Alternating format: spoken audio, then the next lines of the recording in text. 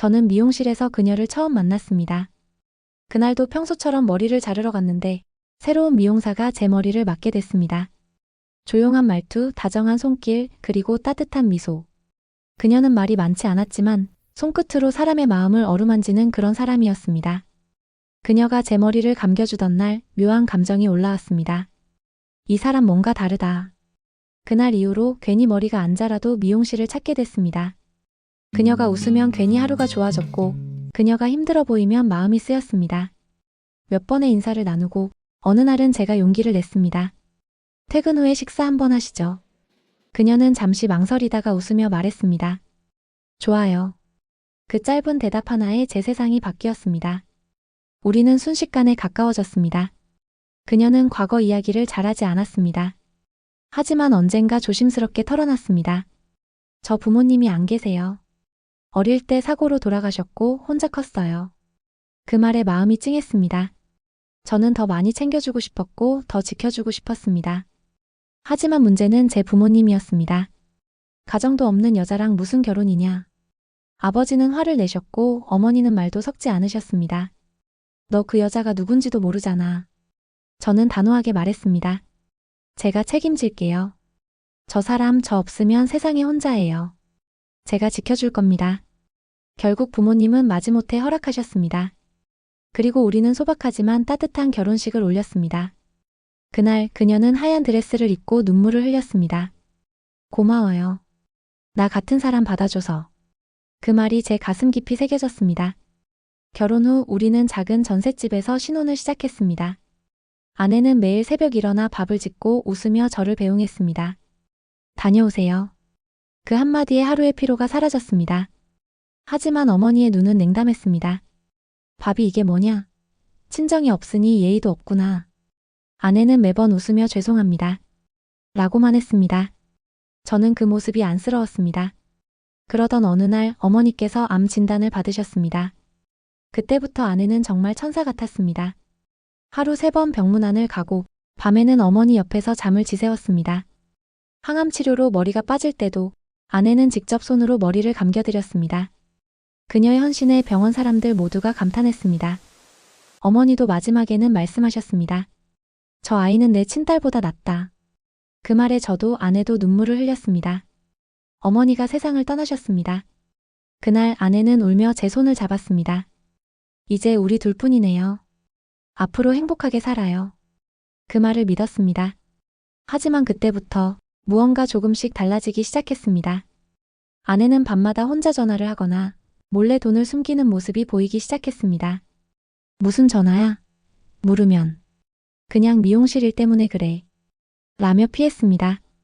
그리고 어느 날부터인가 이상하게 몸이 무겁고 머리가 멍했습니다. 술을 마시지 않았는데도 마치 술에 취한 듯 비틀거렸습니다. 심장이 두근거리고 손이 떨렸습니다. 어느 날 출근길에 그대로 쓰러졌습니다. 병원에서 깨어났을 때 아내는 눈물을 흘리며 말했습니다. 당신 요즘 이상해. 술 끊어야 해요. 나 술 안 마셨잖아. 하지만 그녀는 의사에게 이렇게 말했습니다. 남편이 술을 몰래 마시고 폭력을 써요. 그 순간 의사는 저를 이상한 눈빛으로 바라봤습니다. 며칠 뒤 집에 있던 물컵에 물을 마신 후 또다시 쓰러졌습니다. 정신이 흐릿해지고 몸이 말을 듣지 않았습니다. 그때 보았습니다. 아내가 제 얼굴을 내려다보며 말했습니다. 이제 조금만 참아요. 곧 나아질 거예요. 그리고 그 다음 기억은 병원의 하얀 천장이었습니다. 눈을 떴을 때 양팔에는 수갑 같은 보호대가 채워져 있었습니다. 여긴 어디입니까?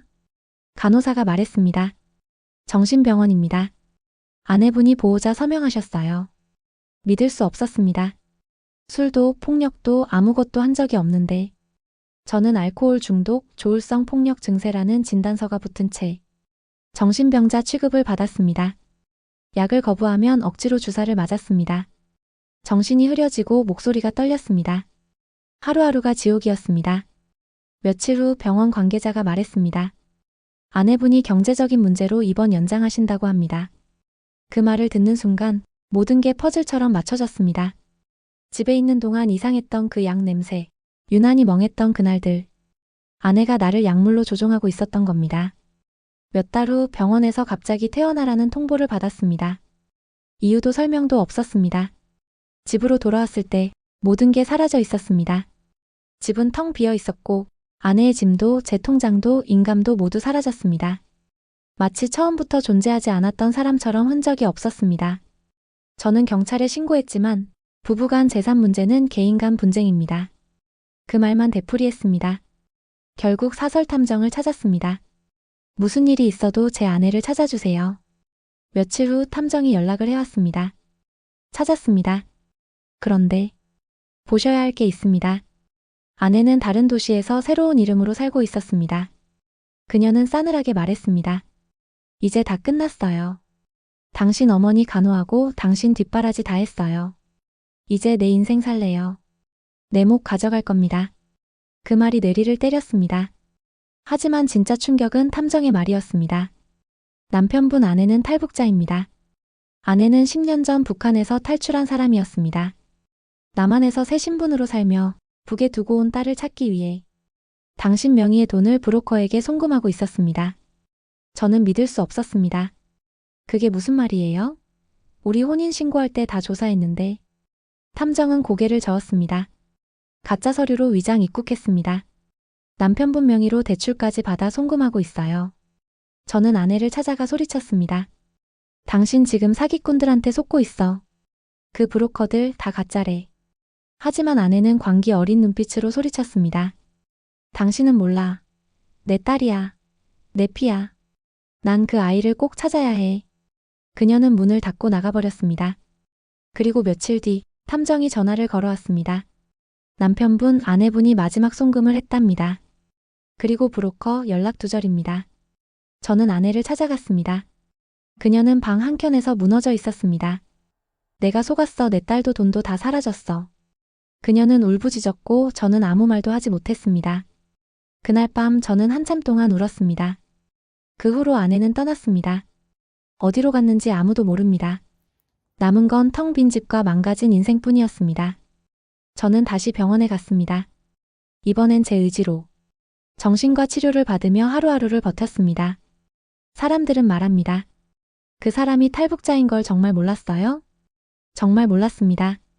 그녀는 천사 같았고 그 천사가 내 인생을 집어삼킬 줄은 몰랐습니다. 지금도 가끔 생각합니다. 그녀는 나를 사랑했을까? 아니면 처음부터 모든 게 계획이었을까? 사람의 얼굴은 알 수 있지만 그 마음속의 그림자는 볼 수 없다는 걸 깨달았습니다. 여러분, 결혼은 사랑만으로는 부족합니다.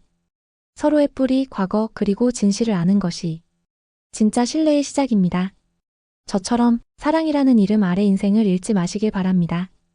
오늘 사연이 마음에 남았다면 구독과 좋아요 잊지 마세요. 이상 한 남자의 너무도 잔인한 사랑 이야기였습니다.